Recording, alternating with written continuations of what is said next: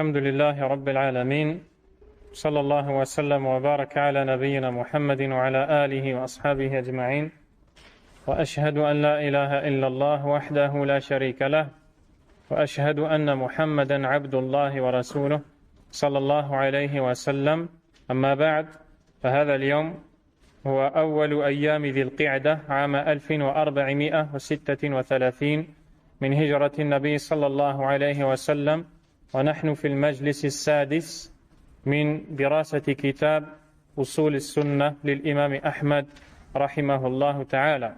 Nous sommes le 15 août 2015. Aujourd'hui, nous poursuivons l'étude de ce livre, Les fondements de la Sunna, de l'imam Ahmad rahimahullah, et ceci dans la 6e assise. L'imam Ahmad rahimahullah ta'ala va maintenant entrer en détail dans des points dogmatiques, des points relatifs à la croyance du musulman qui font partie des fondements de la sunna auxquels le musulman doit s'accrocher et desquels il n'a en aucun cas le droit de dévier. قال الإمام أحمد رحمه الله ومن السنة اللازمة التي من ترك منها خصلة لم يقبلها ولم يؤمن بها لم يكن من أهلها الإيمان بالقدر خيره وشره والتصديق بالأحاديث فيه والإيمان بها لا يقال لما ولا كيف إنما هو التصديق والإيمان بها ومن لم يعرف تفسير الحديث ويبلغه عقله فقد كفي ذلك وأحكم له فعليه الإيمان به والتسليم له هذا وعدم تصديق عقولهم له وأنهم كذبون به مع أنه حديث صحيح ولا يجوز للمسلم أن يكذب بمثل هذا. Parmi les sunnas obligatoires, dont celui qui délaisse un de ces rameaux, qui ne les a pas acceptés et n'a pas eu foi en cela, ne fera pas partie de ses partisans, figure la foi au destin, qu'il soit bon ou mauvais. Accepter les hadiths qui s'y rapportent et avoir foi en cela. Ne pas se poser la question pourquoi ou comment. C'est uniquement l'acceptation et la foi en cela. Donc, l'imam Ahmad rahimahullah va maintenant entrer dans les détails de ce qu'il a cité de façon globale dans l'introduction de son livre. Il va citer que parmi les sunnas auxquels on doit s'accrocher et desquels celui qui se dévie sort de la sphère de la sunna et n'est plus un partisan de la sunna, il y a la croyance au destin, l'obligation de croire au destin. Cheikh Ubayd al-Jabiri hafidahullah cite que celui qui s'oppose à une de ces sunnas, et on a déjà expliqué que le terme sunna est utilisé dans plusieurs domaines, parmi lesquels la croyance, c'est ce qui fait l'objet ici du livre de l'imam Ahmad rahimahullah. Celui qui s'oppose à une sunna en pleine connaissance de cause, en s'obstinant, n'est pas compté des gens de la sunna. Ceci jusqu'à ce qu'ils y reviennent et s'y soumettent. Celui qui s'oppose à un point dans la croyance du prophète sallallahu alayhi wa sallam, dans la croyance qu'Allah nous a ordonné d'adopter subhanahu wa ta'ala, en pleine connaissance de cause, il sait qu'il contredit la vérité, mais il souhaite s'obstiner et s'entêter. Il sort de la sunna jusqu'à ce qu'il se repente à Allah tabaraka wa ta'ala et ne laisse aucun point de la sunna sans s'y soumettre et le suivre. C'est la raison pour laquelle les pieux prédécesseurs étaient durs envers l'opposant, combien même l'opposition dont ils étaient auteurs ne relevait pas de l'innovation. Même dans ce cas, ils étaient durs. Que dire alors si l'opposant montrait son opposition face à un point de la croyance? On a d'ailleurs l'histoire de Abdullah ibn Mughaffal radiyallahu ta'ala anhu, ce noble compagnon qui un jour a vu l'un de ses proches jeter des cailloux et lui a dit: le prophète sallallahu alayhi wa sallam nous a ordonné de ne pas jeter les cailloux. car même s'ils ne peuvent pas abattre un ennemi, ils peuvent casser une dent ou crever un œil. Une deuxième fois, Abdullah ibn Raffal revoit ce même individu qui fait partie des siens, de ses proches, jeter encore et lancer ses cailloux. Il lui dit une deuxième fois. Une troisième fois, il revoit encore ce même individu qui lance les cailloux et lui dit, je te dis, le messager d'Allah sallallahu alayhi wa sallam nous ordonne d'arrêter d'agir ainsi et tu continues, par Allah, je ne t'adresserai plus jamais la parole. Et il ne lui a plus jamais parlé. Et les pieux prédécesseurs étaient très stricts quand il s'agissait de choses qui sont venues dans des textes, tant bien dans le Coran que dans la sunna du prophète sallallahu alayhi wa sallam. C'est la raison pour laquelle ils ont exclu beaucoup de groupes de la sphère de la sunna.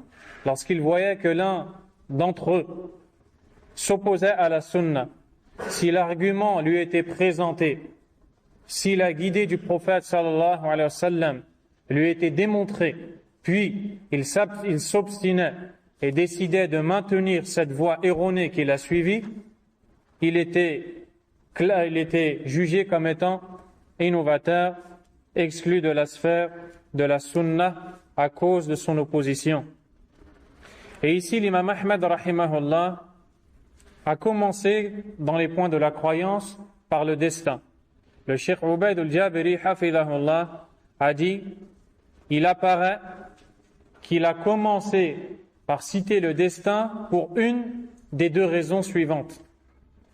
La première, imma anna al-qadariyya fi ahdihi akthar, soit parce que les qadariyya, les négateurs du destin, étaient largement présents en son époque, et ils étaient très nombreux, ou hiya awwalu al-maqalat lati zaharat fi l'islam, maqalatul qadar, ou bien parce que c'est une des premières innovations qui ont pris naissance dans l'islam.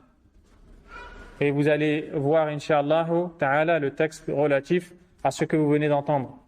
Donc, soit parce que Al-Qadariyya était bien présent à son époque, et donc leur ambiguïté était répandue et véhiculée, ou alors, car c'est la première innovation, une des premières innovations qui ont pris naissance, donc il l'a cité en premier ici.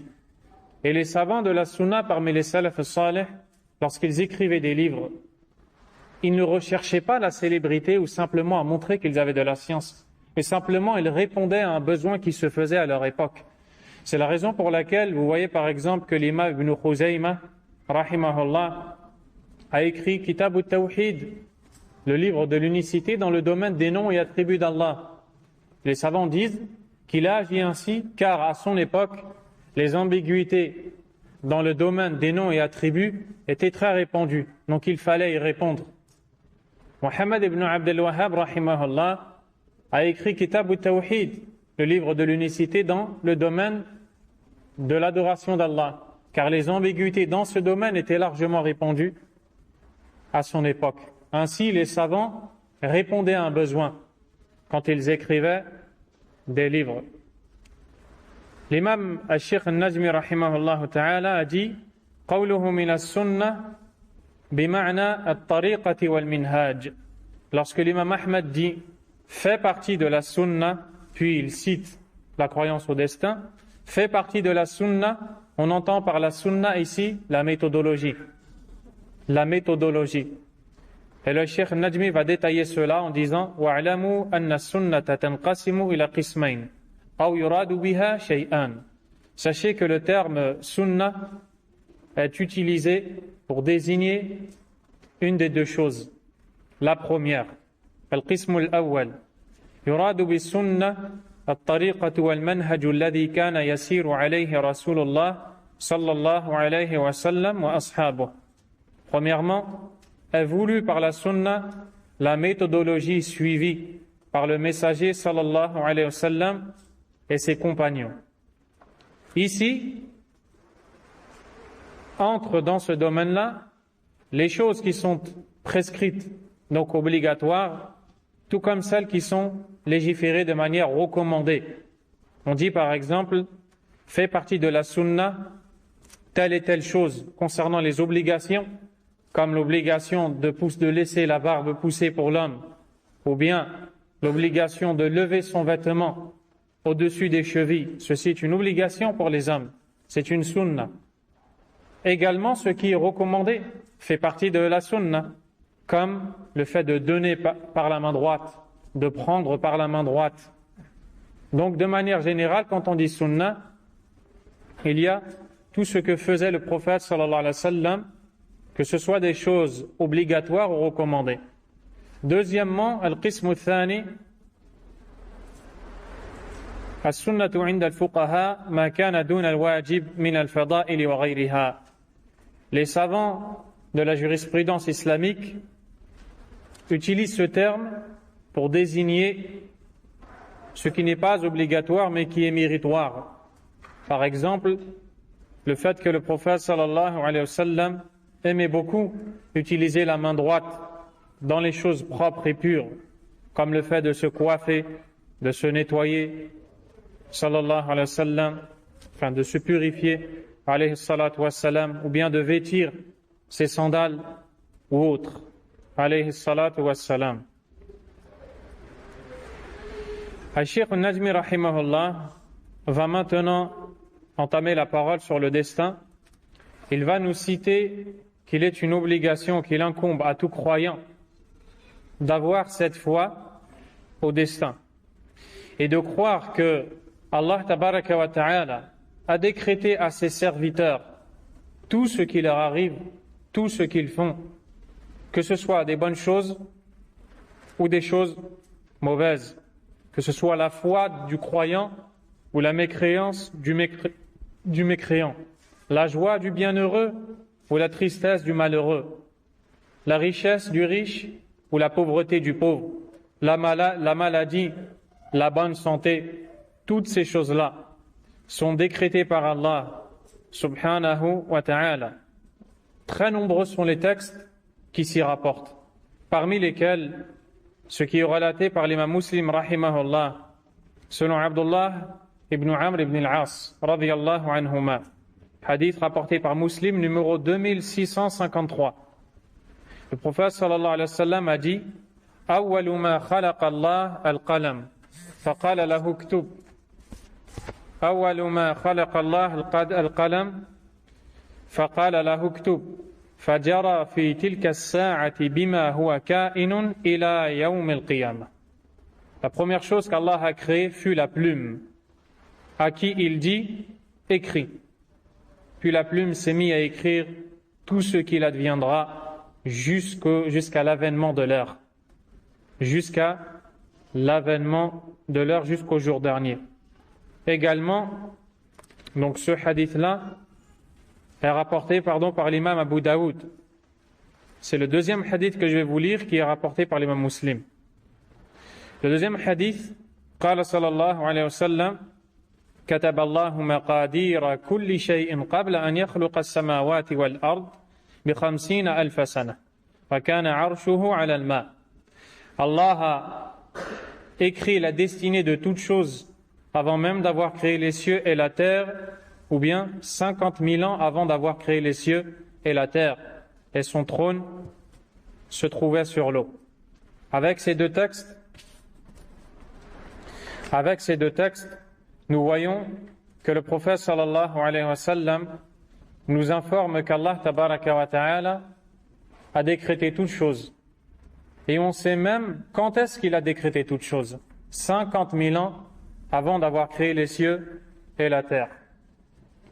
En ce qui concerne l'utilisation de la main droite du prophète sallallahu alayhi wa sallam, pour se nettoyer, pour se laver, c'est la main gauche, comme pour laver les parties après l'accomplissement des besoins. Sallallahu alayhi wa sallam. Donc on voit que Allah tabaraka wa ta'ala a tout décrété. Également, les compagnons radiyallahu ta'ala anhum, après avoir reçu ces informations relatives au destin, se sont rendus au prophète sallallahu alayhi wa sallam et lui ont dit: Ya Rasulallah, ara'ayta ma na'mal ما نعمل فيه أمر مستأنف أو أمر قد فرغ منه. Ô messager d'Allah, que dis-tu de ce que nous œuvrons? Est-ce quelque chose qui arrive sans que cela ne soit décrété, ou bien est-ce quelque chose qui a été écrit? Le prophète sallallahu alayhi wa sallam leur dit Bal amrun qad furiga min. C'est bien une chose qui a été écrite. فقال الصحابة رضي الله عنهم أفلا نترك العمل ونتكل على كتبنا. Devons-nous donc délaisser les actions et s'appuyer sur notre destinée? C'est-à-dire que les compagnons radiyallahu anhum ont dit au prophète sallallahu alayhi wa sallam, ô messager d'Allah, les actes que nous faisons chaque jour, est-ce qu'ils sont décrétés par Allah tabaraka wa ta'ala ou bien non? Le prophète leur dit qu'ils sont décrétés par Allah sallallahu alayhi wa sallam. Les compagnons leur disent, ou les compagnons lui disent, ou lui dire, pardon, alors devons-nous arrêter d'agir puisque nos actions sont décrétées? Le prophète alayhi salatu wa salam leur dit i'malu fa kullun muyassarun lima khuliqa lahu. Œuvrez, car chacun sera facilité pour ceux en vue de quoi il a été créé. C'est-à-dire que si tu dois être dirigé vers le destin qu'Allah a choisi pour toi, que ce soit en bien ou en mal, tu le seras. Et toi, tu ignores ce qu'il adviendra de toi. Ce qu'on t'a demandé, c'est d'œuvrer. Donc si tu vois un ordre d'Allah, tabaraka wa ta'ala, tu dois le mettre en pratique. Et tu dois te soumettre à cette croyance. Or, beaucoup de personnes sont prises par des ambiguïtés et sont dérangées dans le domaine de la croyance au destin. Ceci à cause du manque de connaissances. Et d'ailleurs, l'imam Abu Daoud, rahimahullah, et autres, rapportent ce qu'a jugé authentique l'imam Al-Albani, rahimahullah, selon le tabi'i Ibn Daylami, rahimahullah, qui dit قال أتيت أبي بن كعب فقلت له وقع في نفسي شيء من القدر. Ce tabi'i dit, j'ai été voir Ubay ibn Ka'b, un des plus grands compagnons du prophète, alayhi salatu wassalam, et je lui ai dit, quelque chose m'a touché concernant le destin. C'est-à-dire, il est gêné par quelque chose au niveau de la soumission au destin. فَحَدِّثْنِي بِشَيْءٍ لَعَلَّ اللَّهَ أَنْ يُذْهِبَهُ مِنْ قَلْبِي. Parle-moi donc de quelque chose. Peut-être qu'Allah dissipera ce qui a atteint mon cœur. C'est alors que Ubay ibn Ka'b lui dit قال لو أن الله عذب أهل سماواته وأهل أرضه عذبهم وهو غير ظالم لهم ولو رحمهم كانت رحمته خيرا لهم من أعمالهم ولو أنفقت مثل أحد ذهبا في سبيل الله ما قبله الله منك حتى تؤمن بالقدر وتعلم أن ما أصابك لم يكن ليخطئك وأن ما أخطأك لم يكن ليصيبك ولو مت على غير هذا لدخلت النار. Allahu Akbar. Il lui dit, si Allah châtiait les habitants des cieux et de sa terre, il les châtierait sans pour autant être injuste envers eux. Et s'il leur faisait miséricorde, sa miséricorde sera bien meilleure pour eux que leur action. Et si tu dépensais en aumône, en or, l'équivalent de la montagne de Uhud, fi sabilillah, c'est-à-dire pour Allah, dans la voie d'Allah, tu es sincère pour Allah, mais il y a un problème, il y a une défaillance. Il dit, Allah n'acceptera jamais de toi cela jusqu'à ce que tu aies foi au destin et que tu saches que ce qui t'a atteint n'aurait jamais pu t'éviter et ce qui t'a évité n'aurait jamais pu t'atteindre. Si tu meurs sur autre chose que cette croyance, tu entreras dans le feu.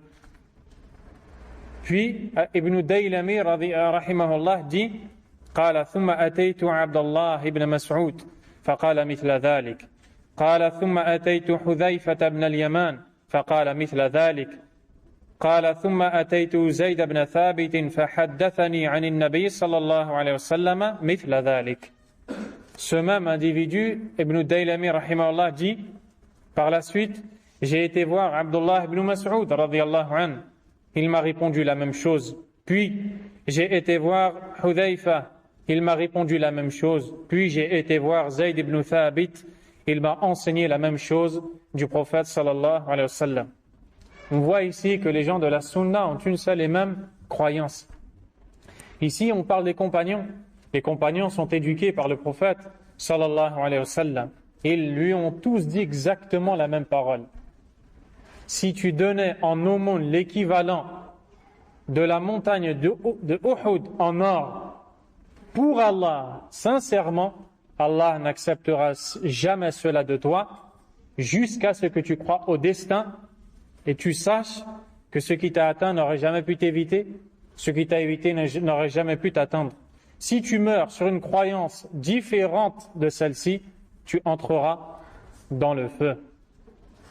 Cheikh Ubayd al-Jabiri, hafidhahullah, après avoir commenté ce noble récit, a dit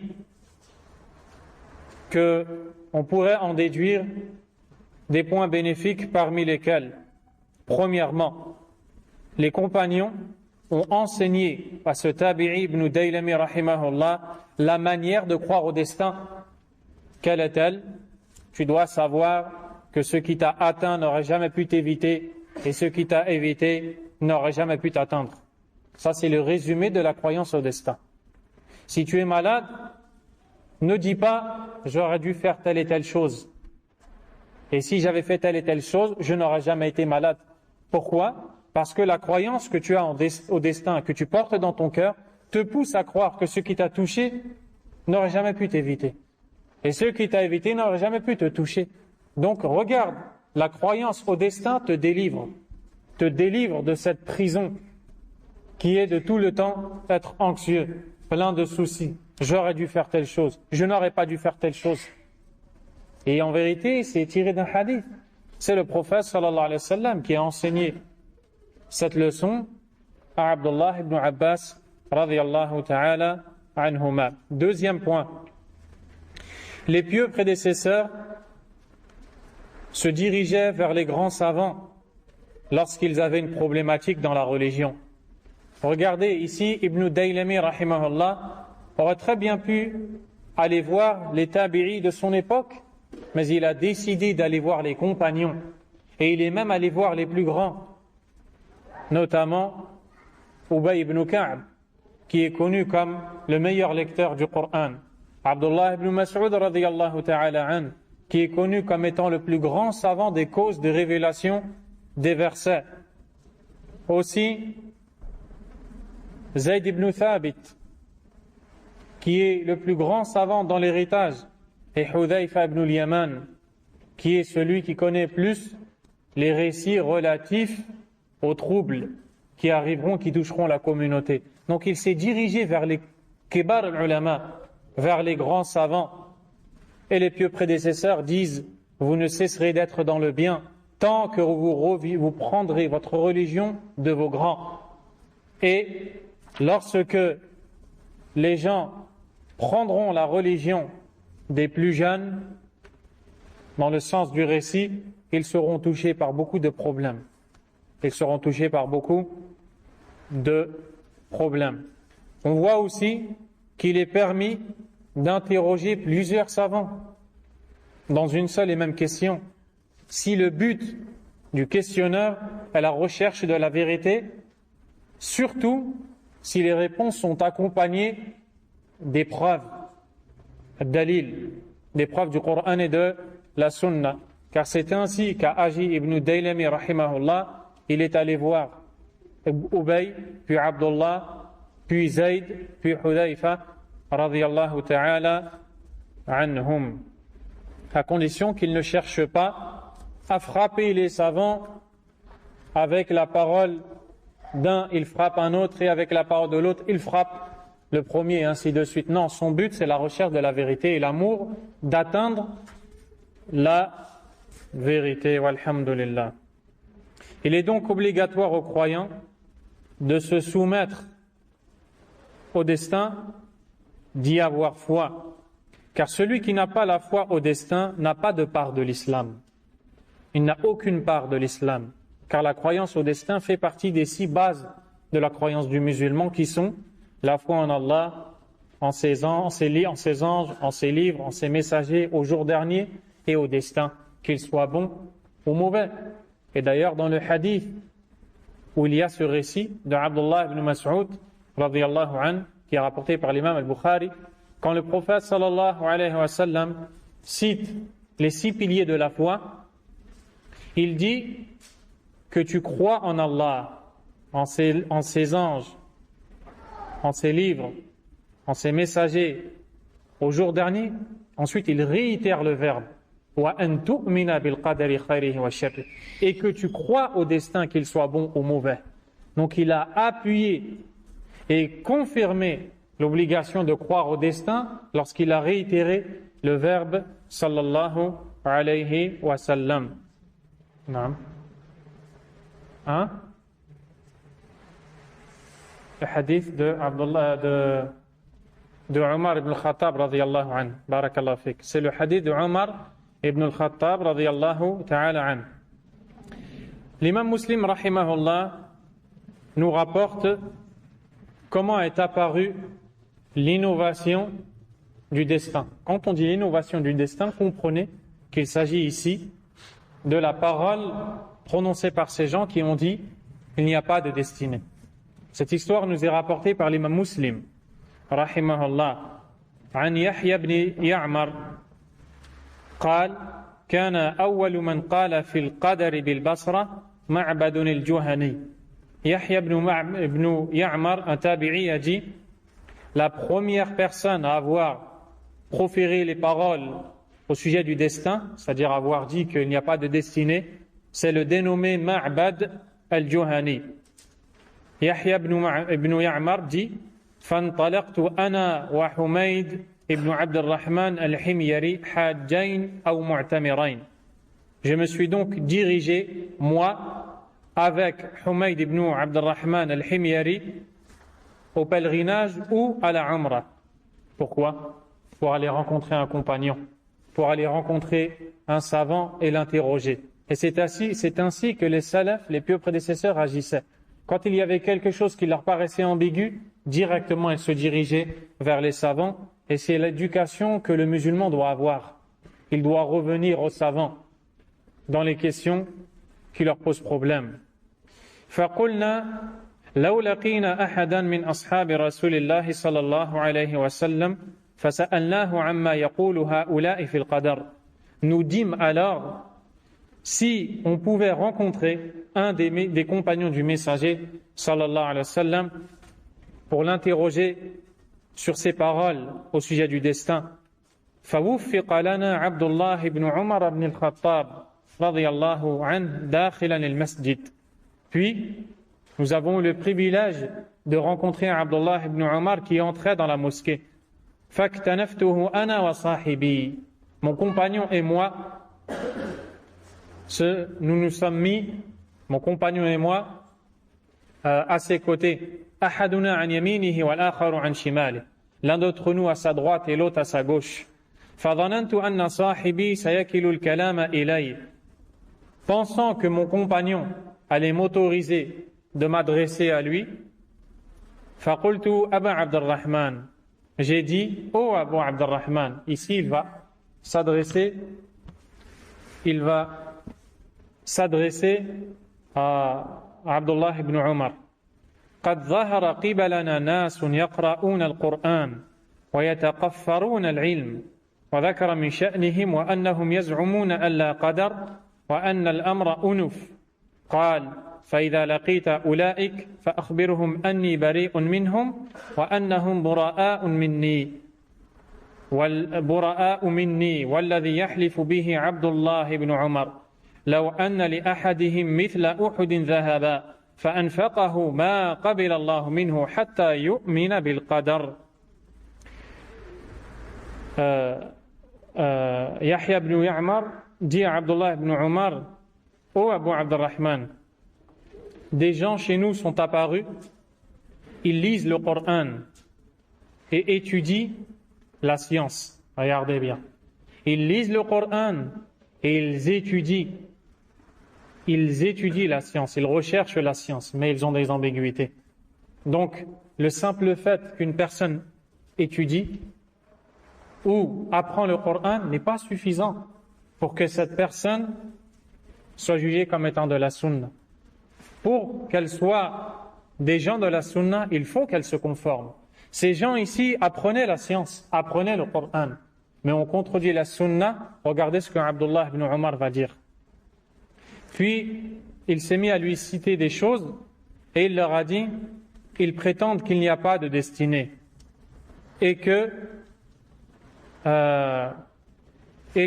ce qui arrive n'est pas destiné et n'est pas su par Allah Azza wa Jal au préalable. Abdullah ibn Omar s'est mis en colère et a dit, si tu rencontres ces personnes, informe-leur que je me désavoue d'eux et qu'ils sont innocents de moi. Je jure par celui par lequel Abdullah ibn Omar jure, c'est-à-dire par Allah, si l'un d'entre eux dépensait l'équivalent de la montagne de Uhud en or, Allah ne l'acceptera pas jusqu'à ce qu'il croie au destin. Il dit, informe-les, na'am. Informe-les que si l'un d'entre eux dépense en aumône l'équivalent de la montagne de Uhud en or, Allah ne les acceptera pas jusqu'à ce qu'ils croient au destin. Puis il a cité le hadith de Omar ibn al-Khattab, connu sous le nom de hadith Jibril ou bien Sunnah, le deuxième hadith des 40 hadiths de l'imam al-Nawawi, rahimahullah. On retient de ce récit que Abdullah ibn Omar s'est désavoué et innocenté de ceux qui ont dit qu'Allah tabaraka wa ta'ala n'a pas décrété les choses au préalable. Les gens qui ont dévié de la voie dans la croyance du destin sont de deux catégories. Al-Qism al-Awwal, la première catégorie, An-Nufah, les négateurs, on les appelle Qadariyya, wal-Qadariyya An-Nufah, les négateurs. Wa humu alladhina yaquluna la qadar, ils sont ceux qui disent qu'il n'y a pas de destinée. Wa yaz'umuna anna al-'abda yakhluqu af'alahu, et prétendent que le serviteur est le propre créateur de ses actes. C'est-à-dire que ces actes n'ont pas été décrétés par Allah tabaraka wa ta'ala. Al-Qism al-Thani, la deuxième catégorie, Al-Muthbituna lil-Qadar, ceux qui affirment la destinée, mais Al-Mubalighuna fi ithbatih, avec exagération. Alladhina yaz'umuna anna al-'abda majburun ala af'alih. Wa kila al-amrayni bid'atun wa tatarruf. Ceux qui affirment la destinée mais disent que le serviteur est contraint à œuvrer comme on le a décrété sans avoir le libre arbitre. Ces deux méthodologies sont des innovations, elles sont erronées. والحق الوسط وهو اعتقاد الفرقة الناجية الذين يقولون نؤمن بالقدر ونؤمن بأن للعبد كسبا واختيارا لأن الله سبحانه قد أثبت له ذلك وقال لمن شاء منكم أن يستقيم فلهم مشيئة وما تشاءون إلا أن يشاء الله رب العالمين ولكن هذا الاختيار لا يخرج عن قدر الله. Et le juste milieu, c'est ce qui est suivi par les gens de la sunna. Ils disent, nous croyons au destin et nous croyons que le serviteur a un libre arbitre et qu'il a le choix dans sa façon d'agir.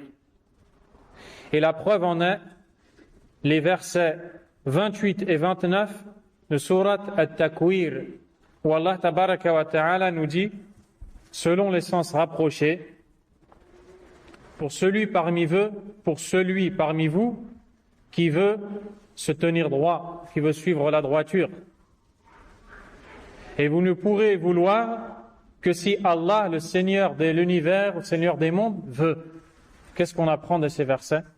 Allah Azza wa Jal nous dit bien ici qu'on a une volonté, qu'on a le choix pour celui parmi vous qui veut suivre le droit chemin. Allah subhanahu wa ta'ala a clarifié le droit chemin et l'égarement. Puis il nous a donné des ordres, mais nous a laissé le libre arbitre. Celui qui décide de suivre le droit chemin sera récompensé par Allah. Celui qui décide de suivre le chemin égaré sera châtié par Allah et s'exposera à la colère d'Allah. Mais on voit que notre volonté suit celle d'Allah subhanahu wa ta'ala, car on ne pourra jamais faire dans la planète, dans la terre d'Allah, quelque chose qui est indépendant de la volonté d'Allah, car Allah est le maître et le créateur subhanahu wa ta'ala. ومما يدل على ذلك أيضا قول الله جل وعلا ونفس وما سواها فألهمها فجورها وتقواها وما أشبه ذلك من الآيات إذا علمنا هذا فلنعلم أن الفرقتين المتطرفتين ضالتان وهما القدرية النفاة والقدرية الجبرية. Ainsi, on voit que ces deux groupes, les négateurs et ceux qui disent que nous sommes contraints, sont égarés de la guidée du prophète sallallahu alayhi wa sallam, et vous allez voir après quelques détails concernant est-ce que ceci est de la mécréance ou non, bi'idhnillahi ta'ala. Ainsi, l'imam Ahmad rahimahullah nous montre que nous devons se soumettre sans dire pourquoi, sans dire comment. Pourquoi est-ce qu'Allah a décrété telle et telle chose de telle façon? Comment est-ce qu'Allah a pu décréter telle et telle chose? De quelle façon est-ce qu'il l'a décrété? On ne doit pas entrer dans cela, car ça relève du domaine de l'invisible. Et ce que l'on ne peut pas voir, Allah tabaraka wa ta'ala nous interdit d'entrer dans ce domaine, car celui qui entre dans un domaine qu'il ne connaît pas va s'égarer. Et comme les savants le disent, ceci va ouvrir la porte aux confusions, aux doutes, aux ambiguïtés. Et beaucoup de gens ont polémiqué dans ces sujets-là, puis ils sont arrivés à mécroire en Allah. L'imam al-Bukhari, rahimahullah, dans son récit, dans le dernier chapitre, Kitab al-Tawhid, le chapitre du Tawhid, rapporte un récit de Anas ibn Malik, radiyallahu anhu, dans lequel le prophète, sallallahu alayhi wa sallam, dit « La yabrahu an-nas, ay la yazalu an-nas, يتساءلون حتى يقولوا هذا الله خالق كل شيء فمن خلق الله والعياذ بالله. Les gens ne cessent de s'interroger, c'est-à-dire dans les sujets de la religion. Pourquoi? Et à chaque réponse, ils rajoutent un pourquoi. Jusqu'à ce qu'ils en arrivent à dire voici Allah le créateur de toutes choses. Mais qui donc a créé Allah? Et croire qu'Allah est créé est une mécréance. Donc, quand il y a un texte, on te demande d'y croire et de t'y soumettre sans polémiquer, sans utiliser ta raison, car soit tu deviens innovateur, soit tu deviens malade, plein d'ambiguïté, et tu peux même sortir de l'islam, wal-'iyadhu billah. Pour cela que l'imam Ahmad rahimahullah ta'ala a dit que celui qui ne connaît pas l'explication de certains de ces hadiths, qu'il sache que d'autres l'ont expliqué. Ces hadiths sont expliqués. Il y a une règle. Al-Sheikh Ubaid al-Jabiri hafidhahullah a cité une règle qui est la suivante. Qa'ida nusus al-shar'i laysa fiha mushkilun ala jami'i an-nas. Les textes de la législation d'Allah, du Coran et de la Sunna, ne sont jamais problématiques pour l'ensemble des gens. C'est-à-dire qu'il peut arriver que des textes paraissent ambigus ou problématiques, mais seulement pour certaines personnes. Alors qu'en même temps, d'autres personnes sont savantes de ces textes qui ne leur sont pas problématiques. C'est pour cela que l'imam Ahmad rahimahullah a dit faqad kufiya dhalik wa uhkima lah. Celui qui n'arrive pas à comprendre les textes, certains textes, il doit savoir qu'il a été suffi. Il a été suffi quelqu'un d'autre les a compris. Donc, il doit chercher. S'il trouve des textes qui lui donnent l'explication de ces autres textes qui lui sont parus ambigus, alhamdulillah, il a compris et met en pratique. Et s'il ne trouve pas d'autres textes, ce qui lui est demandé, c'est de dire « Ceci vient d'Allah, j'y crois. Et je me soumets. » Et il continue à étudier. Si la science lui vient, alhamdulillah, si la science en détail ne lui vient pas, il n'est pas dans le péché. Mais simplement, il doit se soumettre à ce qu'Allah Azza wa Jal a légiféré. Puis il donne un exemple.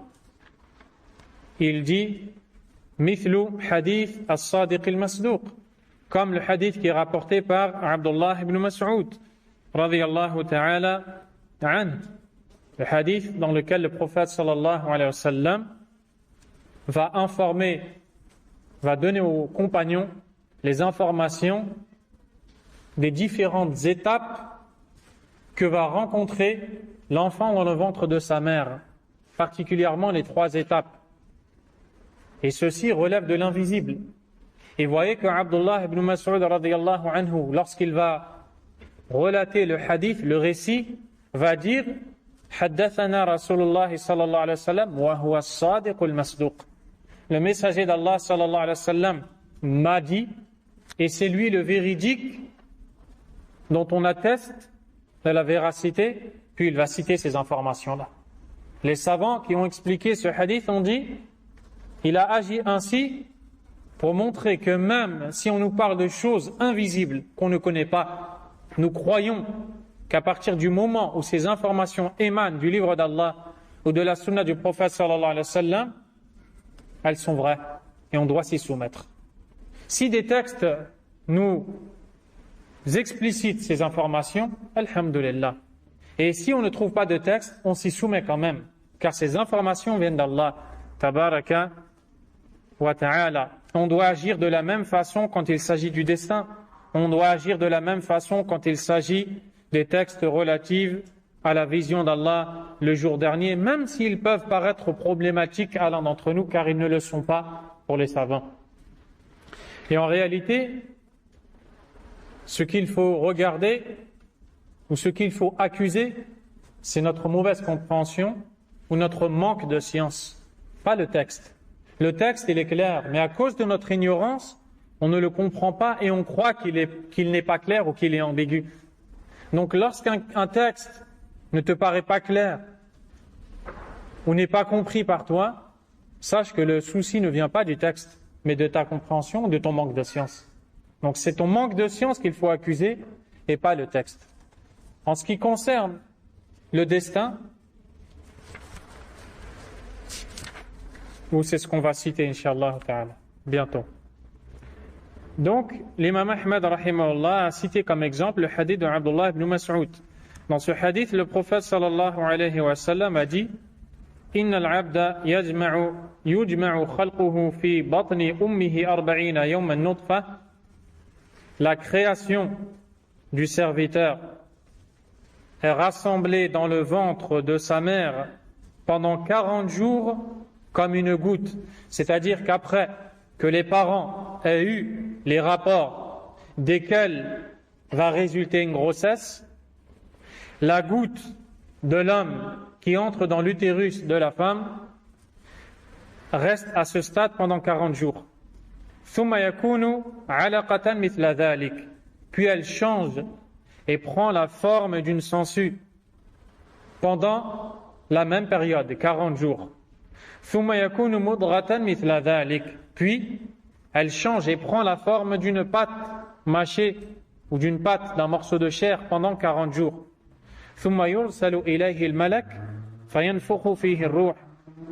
Puis l'ange lui est envoyé qui va lui insuffler son âme. Et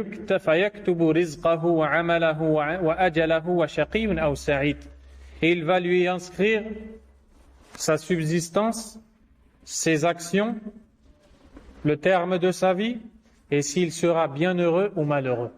Tout cela 120 jours après la grossesse. Que le bébé dans le ventre de la mère reçoit son âme, il devient donc quelqu'un. C'est pour ça que les savants disent que s'il y a une fausse couche avant les 120 jours, il n'y a pas à lui donner le nom, à prier sur lui. Par contre, s'il y a une fausse couche après les 120 jours, on lui donne un nom, on prie sur lui parce que c'est quelqu'un, car il a reçu son âme. Et donc, on voit que l'ange lui est envoyé pour lui insuffler son âme par la permission d'Allah, tabaraka wa ta'ala, et lui inscrire ces 4 choses relatives à sa destinée, qui sont sa subsistance, donc son argent, ses vêtements, sa nourriture, son épouse, ses enfants et autres, sa santé, ses actions, ce qu'il va faire, son terme, quand est-ce qu'il va mourir, et s'il sera bien heureux ou malheureux dans sa vie. Tout cela est inscrit 120 jours après la grossesse. ثم إن القدر قد كتب في اللوح المحفوظ كما في الحديث السابق أول ما خلق الله القلم فقال له اكتب فجرى في تلك الساعة بما هو كائن إلى يوم القيامة. Comme vous venez de l'entendre dans le hadith, le prophète sallallahu alayhi wa sallam a dit la première chose qui fut créée par Allah est la plume, à qui il a dit écris. La plume s'est mise à écrire ce qu'il adviendra jusqu'à l'avènement de l'heure, jusqu'au jour dernier. Également, Allah subhanahu wa ta'ala a dit Inna kulla shay'in khalaqnahu biqadar. Le verset 49 de Surat Al-Qamar. 120 jours après la fécondation. Barakallahu fik. 120 jours après la fécondation, pas après la grossesse, c'est-à-dire pendant la grossesse. 120 jours après la fécondation, la femme est encore enceinte. Jazakallahu khayran. Le verset 49 de Surat Al-Qamar, Allah tabaraka wa ta'ala dit nous avons créé toutes choses avec juste mesure, c'est-à-dire avec sa destinée. فقد كتب الله في اللوح المحفوظ مقادير كل شيء قبل أن يخلق السماوات والأرض حتى العجز والكيس أي الضعف والنشاط وما إلى ذلك فيجب علينا أن نؤمن بذلك. Allah tabaraka wa ta'ala a tout décrété sur la table gardée. La table gardée, comment on traduirait al-lawh? La tablette, naam. La tablette préservée ou gardée, c'est ce sur quoi tout est écrit, toute la destinée. Et c'est sur la tablette gardée qu'il y a la base de tout ce qui est destiné par Allah tabaraka wa ta'ala. Vous allez en voir le détail, incha'Allah. Même la paresse et la vitalité de l'un d'entre nous est écrite par Allah, comme il dit, car il le prend d'un hadith dans lequel le hadith est rapporté par Muslim. Le prophète sallallahu alayhi wa sallam ou bien Taous a dit أدركت ناسا من أصحاب رسول الله صلى الله عليه وسلم يقولون كل شيء بقدر. J'ai vu des gens parmi les compagnons du messager sallallahu alayhi wa sallam qui ont tous dit toute chose à sa destinée. قال وسمعت عبد الله بن عمر يقول قال رسول الله صلى الله عليه وسلم كل شيء بقدر حتى العجز والكيس ومعناه أن العاجز قد قدر عجزه والكيس قد قدر كيسه. Abdullah ibn Umar a dit, le messager d'Allah sallallahu alayhi wa sallam a dit toute chose est destinée, même la paresse et la vitalité, c'est-à-dire la paresse de l'un d'entre nous et les efforts qu'il fournit, la forme qu'il trouve, la rigueur qu'il trouve, tout ceci est écrit et destiné par Allah subhanahu wa ta'ala. وقد ورد أن الملائكة الكرام الكاتبين يكونون مع العباد يكتبون كل شيء منهم ثم يعرجون إلى السماء وينظرون في اللوح المحفوظ فيجدون ما كتبوا مطابقا لما كتب عليهم أو لهم في اللوح المحفوظ وتعرض تلك الكتب على الله عز وجل يوم الاثنين ويوم الخميس فيمحو الله عز وجل منها ما لا ثواب فيه ولا عقاب كأنزل الرحل وهات القدح واسقني ماء وما إلى ذلك قال الله تعالى يمحو الله ما يشاء ويثبت وعنده أم الكتاب. Il est relaté dans des textes qui sont authentiques que les anges scribes, qui sont ceux qui écrivent les actions des serviteurs, écrivent justement tout ce qu'ils font, tout ce que les serviteurs font. Puis ils s'élèvent vers le ciel et voient que ce qu'ils ont écrit était déjà écrit sur la table gardée. Ils voient que c'était déjà écrit. Et les actions des serviteurs sont présentées à Allah, tabaraka wa ta'ala, le lundi et le jeudi, en référence au hadith où le prophète sallallahu alayhi wa sallam a dit تعرض الأعمال يوم الاثنين والخميس فأحب أن يعرض عملي وأنا صائم. Rapporté par l'imam At-Tirmidhi, hadith 747. Le prophète sallallahu alayhi wa sallam dit les actions sont exposées, elles sont exposées à Allah subhanahu wa ta'ala le lundi et le jeudi. Ainsi, j'aime être en état de jeûne alors que mes actions sont exposées à Allah subhanahu wa ta'ala.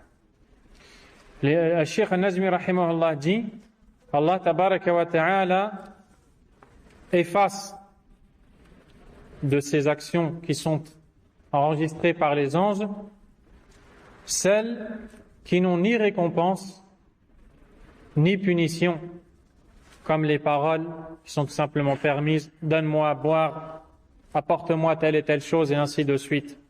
En référence à la parole d'Allah dans Surat Ar-Ra'd, verset 39, dans le sens rapproché du verset, Allah efface ceux qu'il veut ou maintient, et il a la mère du livre auprès de lui, subhanahu wa ta'ala.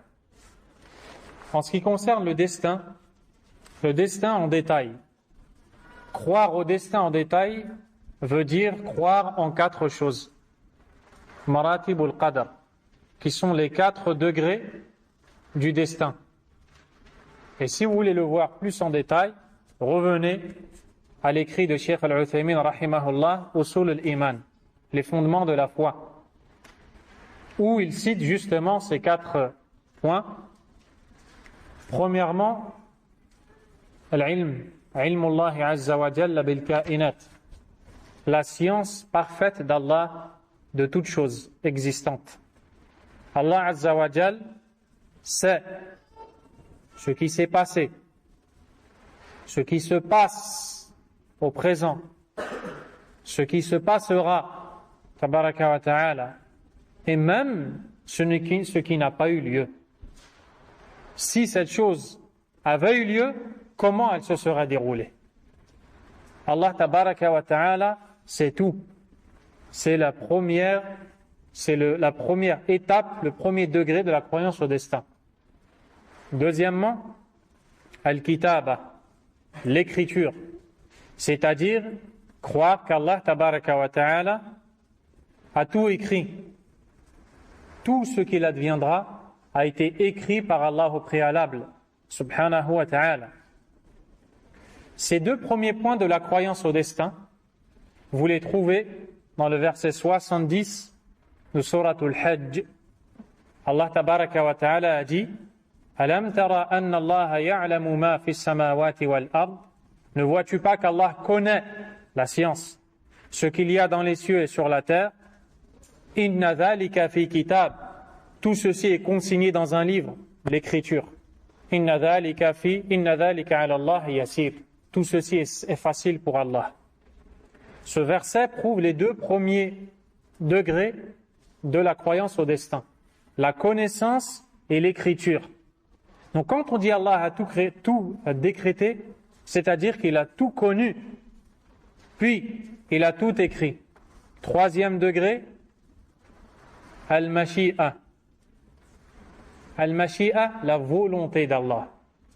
Allah tabaraka wa ta'ala a voulu que tout ce qui est arrivé arrive et que tout ce qui n'est pas arrivé n'arrive pas. Rien ne peut se produire sans la volonté d'Allah, subhanahu wa ta'ala, le maître le tout-puissant, tabaraka wa ta'ala. Rien n'est annulé sans la volonté d'Allah. Rien n'est touché sans la volonté d'Allah, tabaraka wa ta'ala. Et les versets où Allah azza wa jal cite ces choses qui sont le résultat de sa volonté sont plus de 600 versets dans le Coran. Dans plusieurs domaines où on voit qu'Allah tabaraka wa ta'ala cite à chaque fois sa volonté. Yarhamu man yasha, yu'adhibu man yasha. Dans certains textes, il nous informe qu'il fait miséricorde à qui il veut, ou qu'il châtie qui il veut, qu'il guide qui il veut, qu'il égare qui il veut. Tout le temps, on voit sa volonté, subhanahu wa ta'ala. Quatrièmement, al-khalq, la création. C'est-à-dire, Allah a tout su, puis il a tout écrit, puis tout ce qui s'est déroulé et ne s'est pas déroulé a été voulu par Allah, azza wa jal. Et enfin, tout ceci a été créé par Allah. Donc tout ce qui se déroule est le résultat de la création d'Allah, azza wa jal. C'est-à-dire que lorsque tu es venu jusqu'ici, ta venue de chez toi jusqu'à cette mosquée est quelque chose qui a été su par Allah, écrit par Allah, voulu par Allah et créé par Allah, subhanahu wa ta'ala. Aujourd'hui, tu es en train d'écrire. Cette écriture dont tu es l'auteur a été su par Allah, écrit par Allah, voulu par Allah, créé par Allah, azza wa jal. Voici ce que veut dire croire au destin. Les savants de la sunna, concernant les opposants face à la croyance au destin, ceux qui ont dit que le destin n'existe pas, ont dit qu'il se divise en deux, comme a cité dans son commentaire le cheikh Ubaid al-Jabiri, hafidahullah, wa jazahullahu khayran. Premièrement, il y a ceux qui ont nié les deux premiers points, c'est-à-dire la science d'Allah et l'écriture d'Allah. Chez les savants de la sunna, ces gens-là sont des mécréants. Ce sont des kuffars. Ceux qui nient qu'Allah tabaraka wa ta'ala a su ces choses et a écrit ces choses sont des mécréants. Les deuxièmes, ils n'ont pas nié qu'Allah a su et a écrit, mais ils ont nié la troisième et la quatrième, le troisième et la quatrième catégorie, la volonté et la création. Ce sont des innovateurs. Et peut-être qu'on va le voir plus tard, insha'Allah ta'ala. Parmi ce qu'il faut savoir dans le domaine du destin, c'est que la prédestinée se fait ou se divise en 4. Donc ne confondez pas. Ici nous venons juste de parler de ce que représente la croyance au destin. Elle représente 4 choses. Quand je dis croire au destin, j'entends par là croire qu'Allah a tout su, a tout écrit, a tout voulu et a tout créé. Ensuite, l'action d'Allah tabaraka wa ta'ala d'avoir prédestiné toute chose, subhanahu wa ta'ala, se divise en 4. Premièrement, at-taqdir al-azali, la prédestinée ou la destinée, comment on pourrait dire ça?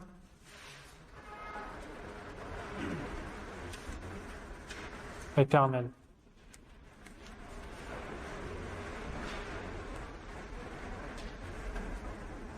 Oui. La première chose, c'est le décret d'Allah, Azza wa Jal.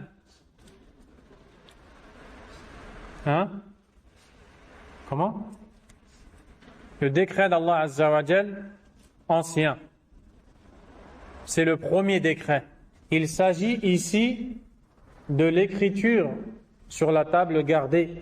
Quand Allah tabaraka wa ta'ala a donné l'ordre à la plume qu'il a créée d'écrire. La plume lui a dit, que dois-je écrire, ô Allah? Allah subhanahu wa ta'ala lui a dit, tout ce qu'il adviendra jusqu'à l'avènement de l'heure, jusqu'au jour dernier. Et ainsi la plume s'est mise à écrire tout ce qui a été décrété par Allah tabaraka wa ta'ala. On appelle ça at-taqdir al-azali. Donc vous m'excuserez, la traduction n'est qu'approximative. On pourrait dire la décrétée ancienne ou bien éternelle ou bien la première décrétée.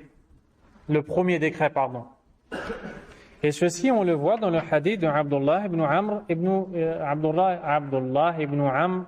ibn al-As, radiyallahu anhuma. Quand le prophète sallallahu alayhi wa sallam dit qu'Allah a écrit la décrétée de toutes choses 50 000 ans avant d'avoir créé les cieux et la terre. Deuxièmement, at-taqdir al-umuri, le décret en relation avec la vie de l'homme. Le décret en relation avec la vie de l'homme, ou bien le décret de la vie de l'homme, ou pour la vie de l'homme. Donc c'est une relation avec la vie de l'homme. Et c'est celui qui est cité dans le hadith de Abdullah ibn Mas'ud, radiyallahu anhu, dans lequel on voit que l'ange est envoyé par Allah Azza wa Jal pour insuffler l'âme 120 jours après la fécondation et pendant la grossesse, où l'ange va, par la permission d'Allah, écrire pour cet individu sa subsistance, ses actions, le terme de sa vie, est-ce qu'il sera heureux ou malheureux. Donc ceci, c'est en rapport avec la vie de l'homme. Et le hadith est clair. Troisièmement, at-taqdir al-hawli ou as-sanawi, le décret annuel, c'est-à-dire que chaque année, le décret est fait par Allah Azza wa Jal. Il s'agit ici de la nuit que vous connaissez tous, qui est Laylatul Qadr, la nuit du destin, qui a même une sourate, un chapitre du Coran qui porte son nom, où justement Allah Azza wa Jal nous enseigne qu'au cours de cette nuit, les choses sont décrétées pour une période d'une année, jusqu'à la même nuit de l'année suivante. Ensuite, quatrièmement, al-qism al-rabi', at-taqdir al-yawmi, le décret journalier. Et c'est ce qui concerne chaque jour. Allah Azza wa Jalla a dit dans Surat Ar-Rahman, Kulla yawmin huwa fi sha'n. Chaque jour, il gère quelque chose, subhanahu wa ta'ala. Allah Azza wa Jalla, pour résumer, 50 000 ans avant d'avoir créé les cieux et la terre, a tout décrété, tabaraka wa ta'ala. Il a même créé une plume à qui il a donné l'ordre d'écrire ces choses qui ont été décrétées par Allah Azza wa Jalla. Ensuite, les trois autres décrets sont en réalité le résultat du premier décret. Donc le deuxième, c'est le décret en relation avec la vie de l'homme. Quand l'ange est envoyé par Allah Azza wa Jalla pour écrire ce que l'homme va faire, ce qu'il va recevoir comme subsistance et toutes ces choses, il va en réalité écrire ce qui est déjà écrit dans la table bien gardée. Puis, la nuit du destin, quand Allah tabaraka wa ta'ala va décréter ce qu'il adviendra jusqu'à la nuit du destin suivante, c'est ce qui sera en conformité avec ce qu'il a décrété au préalable et écrit dans la table bien gardée. Et pareil pour le décret journalier. Est-ce que c'est clair?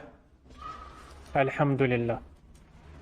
Comme a dit le Cheikh Nazmi rahimahullah, والثلاثة الأخيرة كلها مأخوذة من الأول ولا يتم إيمان عبد حتى يؤمن بذلك كله إيمانا لا شك فيه.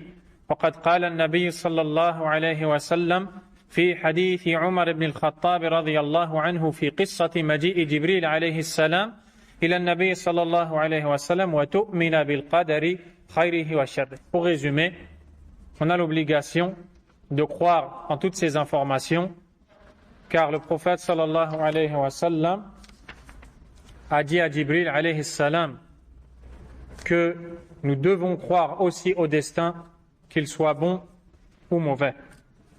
Une question, et c'est une parenthèse, mais qui a tout son lien avec cette question-là, pourrait se poser, qui est la suivante.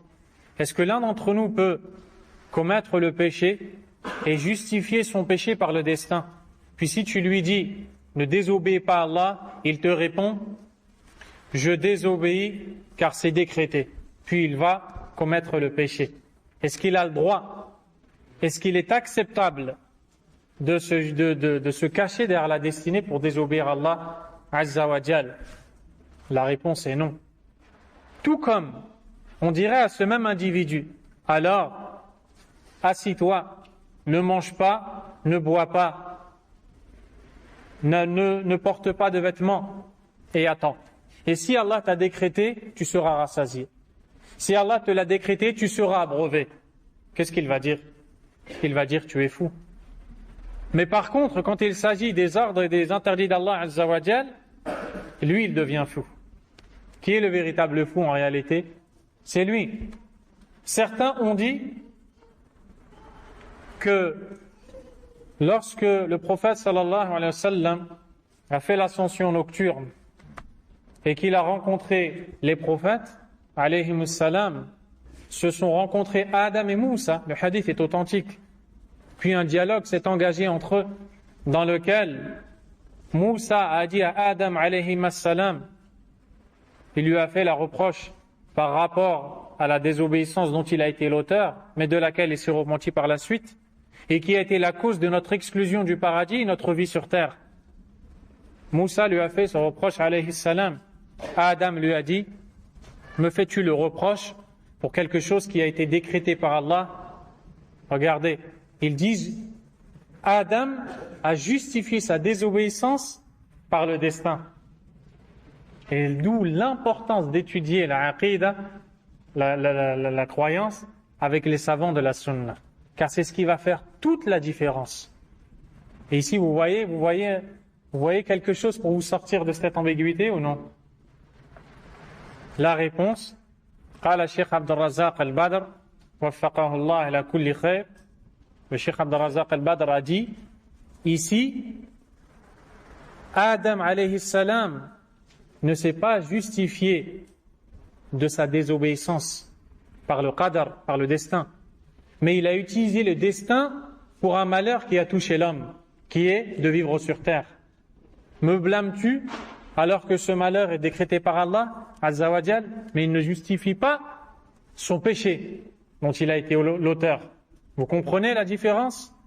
Donc tu n'as pas le droit de dire je désobéis parce qu'Allah a décrété.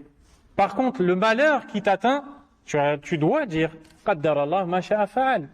Allah a décrété et il a agi selon sa volonté. Subhanahu wa ta'ala. Ainsi, toute personne qui désobéira à Allah et qui dirait Allah m'a décrété, cette même personne, si tu lui infliges un coup et tu lui dis Allah me l'a décrété, va-t-elle l'accepter? Non. Elle va être la première à le refuser. Eh bien, il faut agir ainsi dans tous les domaines, pas simplement dans le suivi des patients. Donc, pour résumer, la croyance au destin est un pilier de la foi, une base chez les gens de la sunna. Et celui qui ne s'y soumet pas ne fait pas partie des gens de la sunna. Et en fonction de son manque dans cette croyance, il peut même quitter l'islam, pas simplement la sunna. Al-Sheikh Ubad al-Jabiri a dit فيجب الإيمان بأنه حق والتسليم وعدم البحث فيما أشكل عليه من أمره يترك الأمر ولا يجهد نفسه في النظر فإن بان له بعد بنص آخر كان بها وإلا فإنه معفو لا يسأله الله عنه. L'obligation qui incombe aux musulmans, c'est de croire que ceci est la vérité, de s'y soumettre, de ne pas rechercher les détails de ce qui lui pose problème quand il n'a pas de texte. Et si un texte lui vient qui lui éclaircit la chose, alhamdulillah. Et s'il n'a pas de texte, il dit ceci vient d'Allah et il se soumet, il se contente de ça. C'est ainsi que on achève ce cours en demandant à Allah tabaraka wa ta'ala de nous guider et de nous octroyer la science utile et les actions pieuses. Wallahu a'lam wa sallallahu wa sallam wa baraka ala nabiyyina Muhammadin wa ala alihi wa ashabihi ajma'in. Subhanakallahumma wa bihamdik ashhadu an la ilaha illa ant astaghfiruka wa atubu ilayk.